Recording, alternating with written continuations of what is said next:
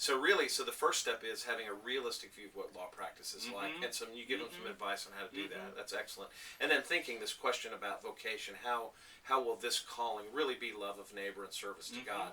Can I even get that in my mind? So that comes first. So then what's next after they so let's say they come back and they say, wow, I do know a little bit more about the practice of law. I really do think this is something that I'd like to do. Or I'm sure you have people come in the office and say, well, my dad's a lawyer and I know exactly what he does every day and it's attractive to me. Or, my mom's been doing this for 50 years and, I know what it's all about. So what next? What's the next step for somebody making this decision?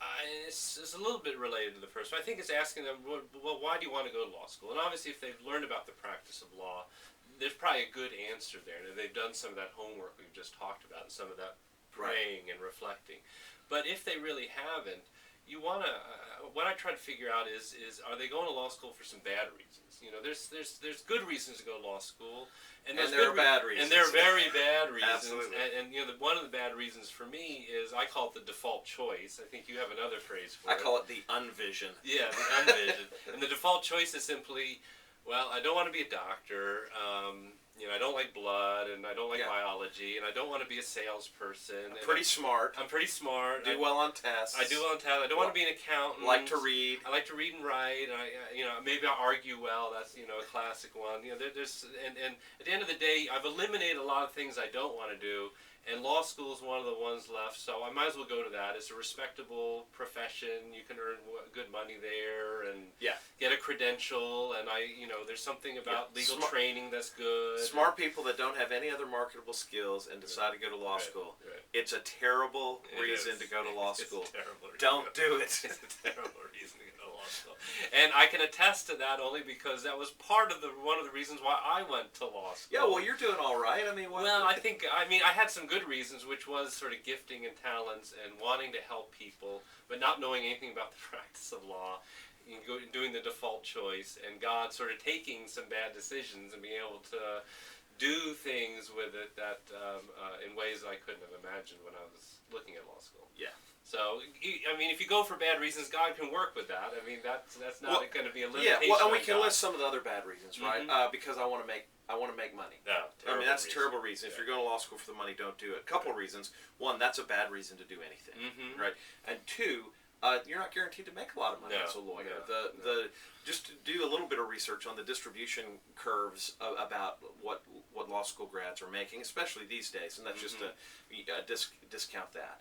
So that's a bad reason.